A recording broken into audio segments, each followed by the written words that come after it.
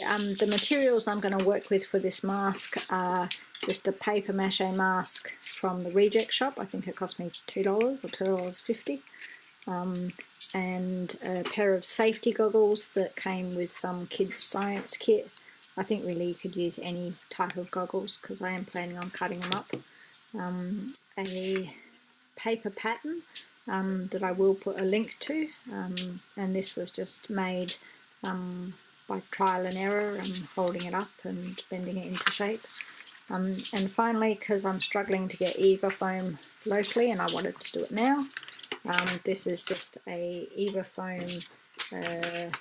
pet mat, as you can read, from Cheap as Chips that just cost me $3. So all I've done is traced the pattern onto the foam. In hindsight, it probably would have been better to do it on the back so that I wasn't dealing with the black, but that's alright, I can still see it. And now I'm just going to cut it out. I'm going to prime it so that the paint doesn't just suck in and it gets a better finish. So again, I'm just using what I've got at home, so some of this plastic primer, and I believe it should still work fine because it's worked on everything else so far.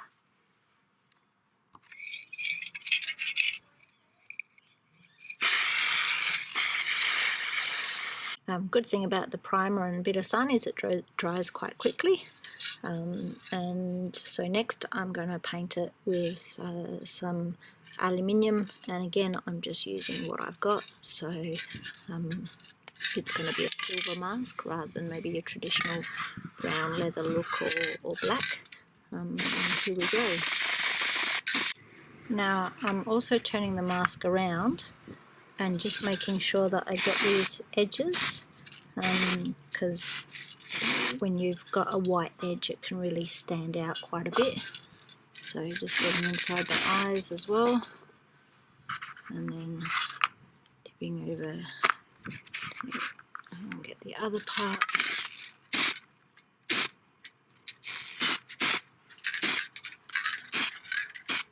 And once the foam has dried, I will actually come back and hold them up to make sure I get the edges of the foam as well. So now it's dried to touch, I'm just going to come and spray just the top edge of here, just to again make sure that it's all got painted. Dried, silver fingers from spraying, but you can't quite see because of the glare, but the edges are all silver now. So the next thing that I'm going to do is just with a little bit of craft glue, is just glue along the edge up here and just stick them together so that then afterwards I can put a little bit of stitching. So, oops, a bit too much there. Just want a little bit coming along here.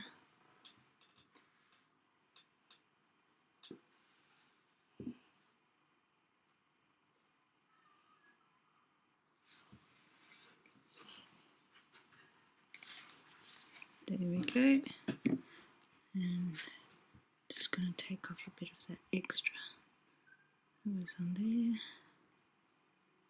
spread it along there. Not have to just put your finger. I'm going to get the bit of foam and just stick it together like that, and just leave it now to dry.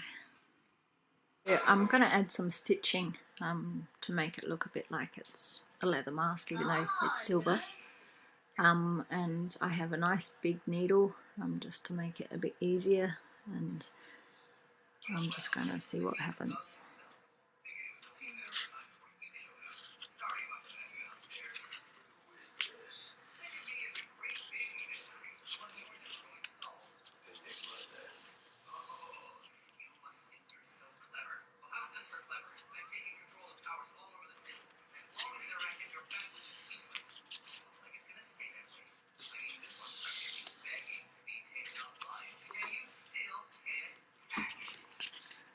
And I'm not sure what it's called, but I want it so that the stitching is continuous without the gaps.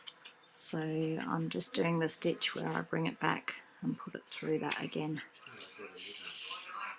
like that.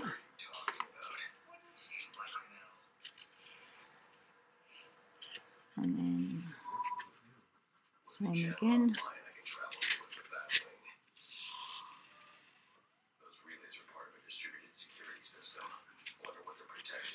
Anyone guess what's being played in the background? So I'm just going to do that all the way along.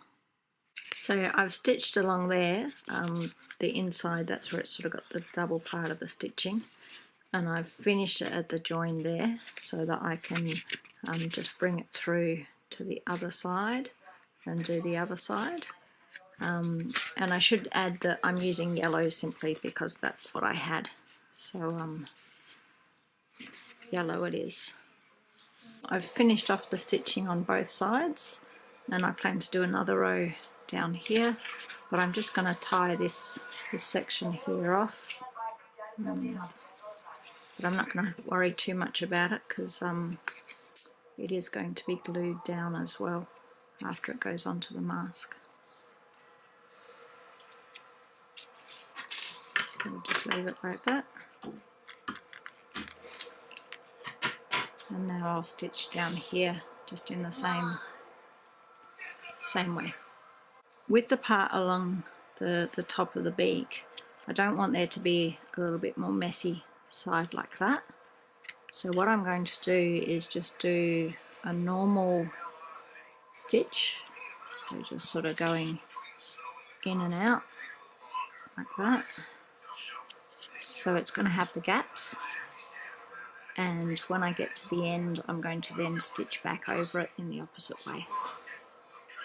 So I've done that row of stitching there, and I've also made sure that I was doing it on the glued section so that it just gives it that little bit more strength. And now I'm going to come back through exactly the same holes like that, back through each hole, and that's just going to provide me with that double stitching without having a messy side. It's one of the benefits of using a thicker needle as well, is that I'm getting those holes that I can come back through. Just have to sort that knot out. You can see as well that I haven't sealed it yet, and so starting to get some silver coming off as I'm working with it. So I'll just come back and do that stitching again over that layer, and then that should be it done. So I've finished that row, and I'm just going to take it to that side there, like I did where I started it. And then again, just an easy tie off, because it's going to have that glue running along the back part as well. So there we go. All done. Blunt scissors, lost my good pair. Scissors are like socks, disappear continuously. So there we go, got that stitching happening on both sides, and now I just need to glue it to the mask. Because of the shape of the mask, the only way I can figure to hold it down while it's gluing is with pegs, but I want to make sure that I sort of get it sitting properly. So I'm going to peg one side down while it's dry, and then glue the other side, and then vice versa. So again, just got some craft glue, and I'm just going to run it from inside along, oops, bit of a blob there, along the stitching.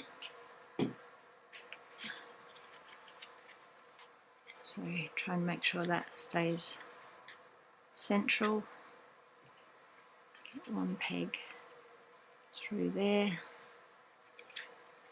and bring that down to there. Get another peg on there, and you can see that we haven't got too much of a gap happening there. A little bit at the nose, but that's not too bad. So now take off the dry pegs, and I'm going to do the same to the other side.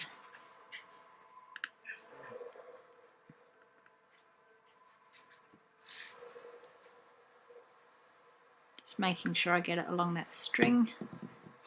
Good marker.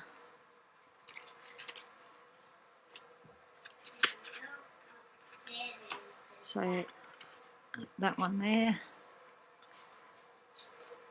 and that one there, and there we go, ready to sit and dry. So I've taken the pegs off and it's looking fantastic. I've sort of looked a bit at how the goggles would sit cut up, and I'm not really happy with how they're going to end up looking. So I'm going to use this ribbon reel to make some more. So I'm going to pull off the outside and cut it in half so that I've got two things, and then hot glue them onto there. Probably spray them first though. Got to fiddle around, see what happens.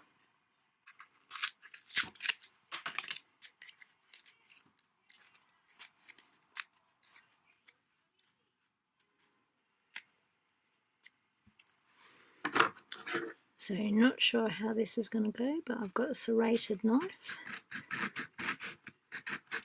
and using the back and forth rather than too much pressure so I don't slip and cut a finger off. Try and keep it even as we go around.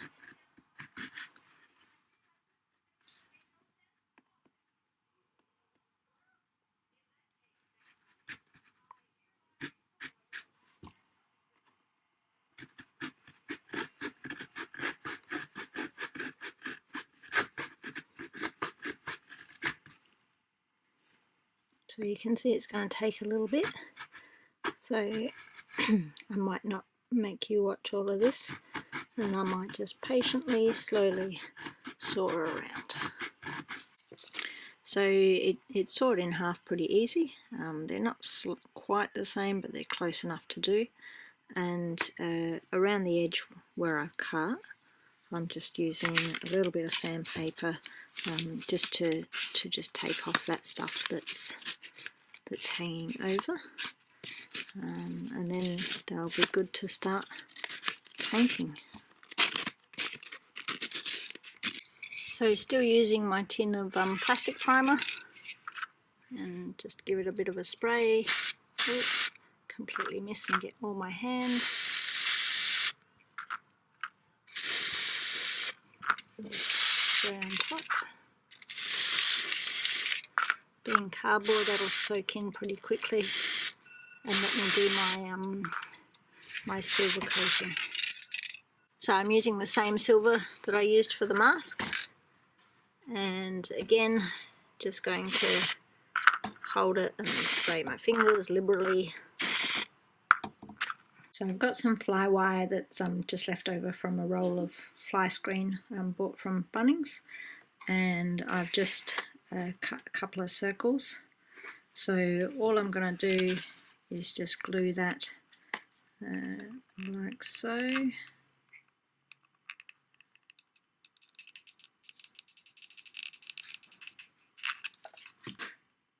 And put that on top. And I'm going to paint it afterwards and make it look a bit like solder. So I'm just going to run another bit of glue on top so it has that look of something on top of it.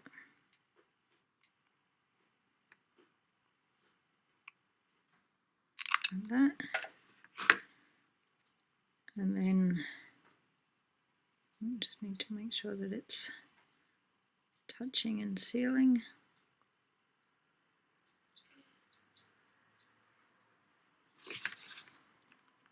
And a bit more glue.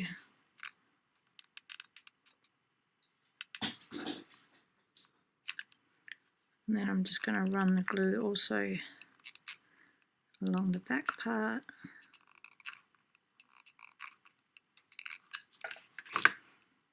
And then just fix that onto the mask like so. And again, just to make it look a bit like soldering, I'm just running a bit of glue around the edge, also making sure it's filled any of the holes. Top it up like that. And just try and get it in, that one in there. There we go. And we'll clear off all of those stringy bits once it's dry. The glue's all dry now, and the last step I'm going to do is I'm just going to get some of the silver spray paint, spray it close just to get some paint to use, and then I'm just going to paint around the glue area here, making it that same silver colour.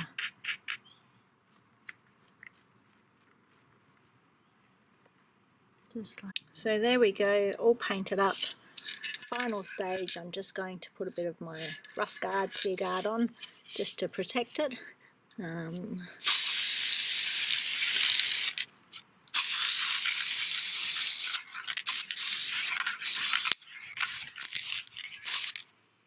that's it, all finished. If I was to do it again, I'd probably paint the insides black, just so that didn't stand out so much. And I'd probably actually stick the lenses on prior to spraying the mask and prior to putting on the beak aspect, so that I could then spray the eyes while they were on. But I'm happy with it, looks good, and not bad for a total of about, I don't know, $5 purchase wise, plus probably another couple of dollars just worth of the stuff I've had at home.